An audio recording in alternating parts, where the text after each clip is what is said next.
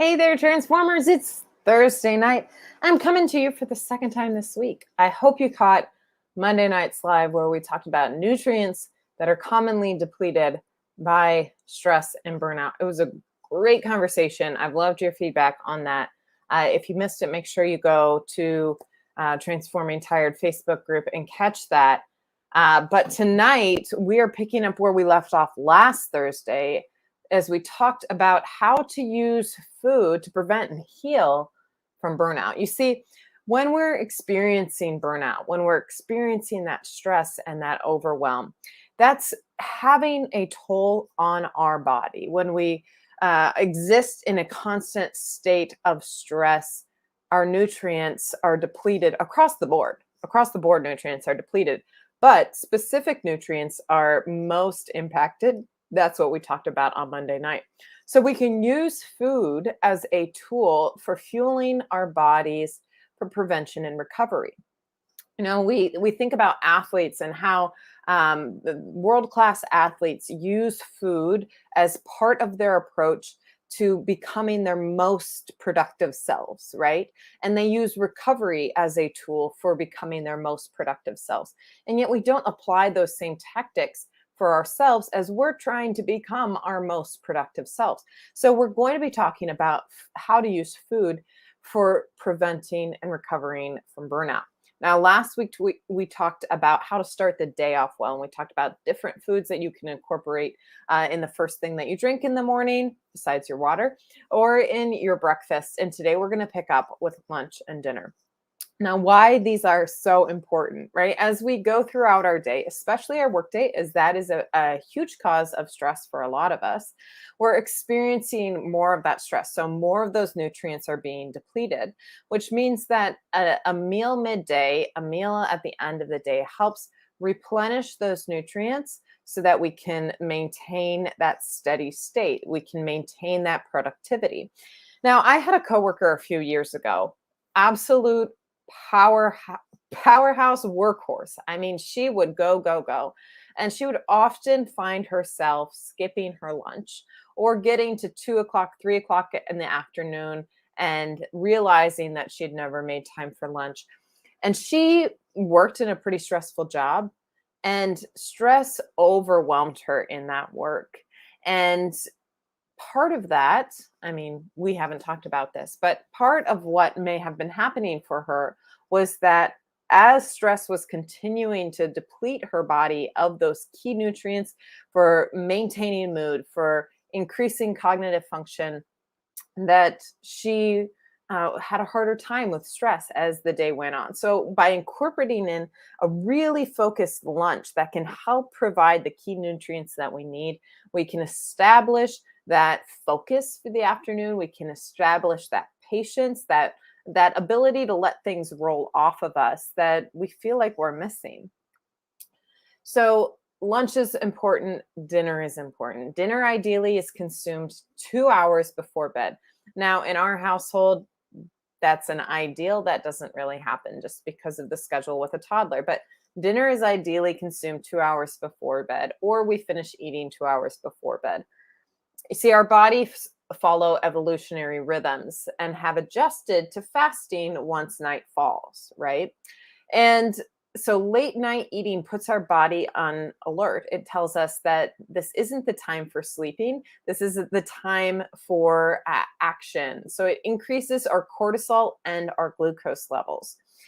Now, I want to talk specifically about some foods that you can incorporate in those midday and day meals to help replenish those nutrients. We're going to start with one that might be common for some of you, but more than likely might be kind of a surprise and not something that you incorporate into your diet if you're eating a standard American diet, and that is seaweed.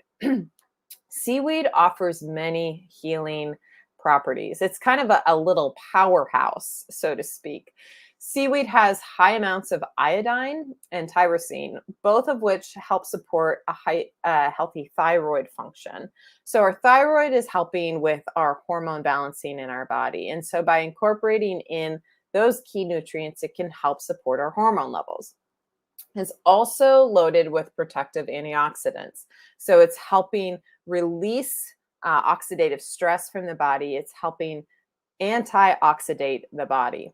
And it's also high in minerals that support our gut health. Now, several weeks ago, I had an incredible guest on, Matt Travis, and we talked about the importance of gut health in how our brain is functioning. There is a gut brain barrier. So, what's happening in our gut is oftentimes happening in our brain as well. So, that means that if we're having a hard time with absorbing stress and releasing stress, that there might be some gut issues that are going along with that. So, by incorporating in nutrients that help fuel a healthy gut, that's going to just boost our mood and our ability to handle stress all the more. So, seaweed, good for gut support.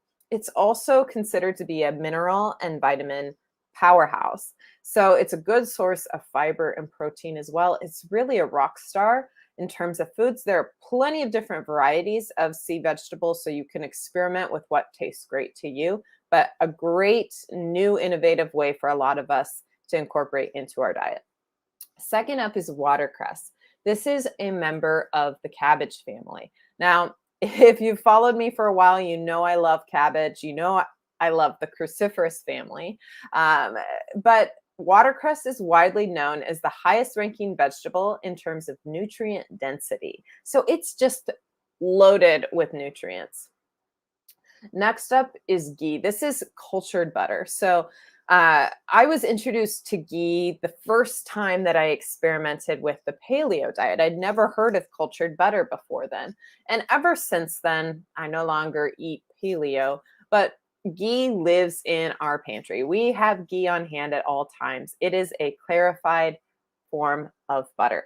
And ghee has high levels of butyric acid and short chain saturated fats that have been shown to reduce inflammation in the body. So when we talk about burnout, when we talk about stress, stress is going to increase inflammation in the body. It is a stressor. It's causing an inflammatory reaction. So when we're eating these foods with anti-inflammatory properties, it's helping to bring us back into balance. Next is coriander seeds. So coriander seeds provide immune support. And you might be wondering, what does my immunity have to do with burnout?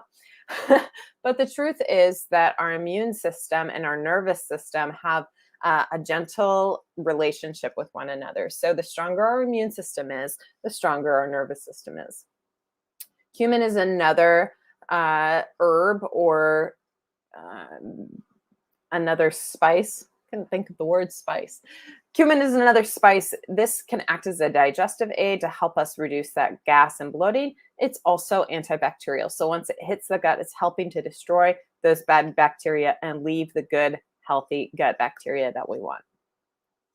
Next, I want to move to a fruit that a lot of you might not know is a fruit, but is really packed with burnout healing nutrients, and that's pumpkin.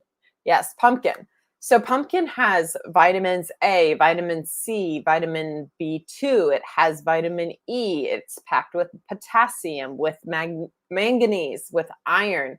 And it also has a strong fat protein fiber ratio. So when we talk about meals that have well balanced for long-term satiation, we're talking about fat, fiber, and protein, healthy fats, lean fiber, fiber and lean protein. And pumpkin has all three. So this is a tasty and balanced addition to any meal. And it doesn't have to be reserved for just those fall months. If you have access to canned pumpkin, we want to make sure it's free of any added sugars or any other added ingredients. But incorporating in pumpkin into your meal can be a great way of helping fight against burnout. Who knew? Next, I want to move to our friends of the sea, because fish are amazing resources for helping us fend off burnout. Of course, salmon has got a great reputation, tuna as well, for the omega-3 essential fatty acids. These are essential acids, fatty acids that your body cannot produce on its own, so we have to get them from an external source. And DHA is phenomenal for your brain health. It's also great for mood stabilization. It's an anti-inflammatory. So salmon is great. We want to make sure that when we're talking about fish, as much as we can, eating the wild caught stuff. That's going to be the highest in those key nutrients. On the other hand, white fish also provides an excellent source of lean protein and is packed with vitamins B12, which promotes our lymph health, B6, which reduces inflammation, B3, which boosts our immune system, and B2, which helps support our hormone health. Now we're almost done, folks. I promise I'll leave you to the rest of your evening. But before we do, I want to talk about a few more things that you can incorporate into your meals that you may not currently be eating. And the first is bok choy. This is, again, a member of the cruciferous vegetable family. Love those cruciferous veggies. And it's rich in folate. So that helps support our DNA production and repair. And when we talk about DNA production and repair, for a long time, this was the term that meant nothing to me. But when we think about cellular breakdown, right, that's aging, that's losing cognitive ability, that's releasing our ability to work productively. We want to be doing what we can to provide support for our DNA production and repair. That's going to help us stay vital as long as possible. It's going to help us function at our highest level as much as possible.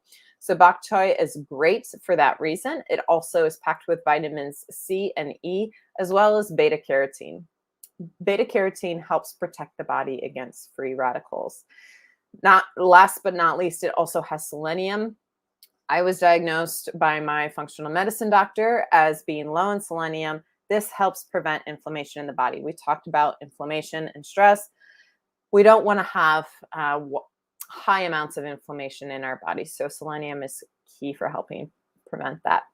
Swiss chard is another leafy green, rich in folic acid. That's going to help with the ongoing repair of our nervous system, those cellular processes across our nervous system, and as well as a cell division. So Swiss chard is great in that regard. Last and certainly not least is the good, beautiful, flavorful summertime staple, the tomato. Tomatoes are a fruit. They're a low glycemic food, which means that they don't cause a massive impact to our blood sugar levels. These also come with a rich healing profile. They protect against inflammation, they reduce that oxidative stress that we talked about earlier, and they help maintain our blood sugar. So pack those salads, pack your dinners, pack your pastas with tomatoes. They can be a great addition for helping to prevent burnout and good for prostate health as well. Now, I want you to know that this conversation was influenced and inspired by a good friend of mine, Lauren, with Form Project. She put together an incredible nutrition ebook for helping fight against burnout. So if you've been watching this series and you're like, sounds great, I have no idea how to cook with sea vegetables, or I don't know what to do with bok choy, you would absolutely benefit from downloading her e-guide.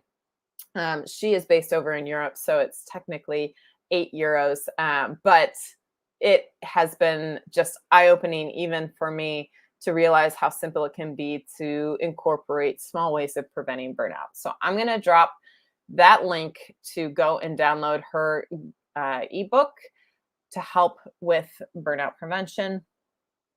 I can't wait to hear what you think of it. That's it for tonight, folks. I will be back next Thursday, same time, same place. We're going to be talking about something important. I haven't decided yet, but let me know your thoughts on this topic.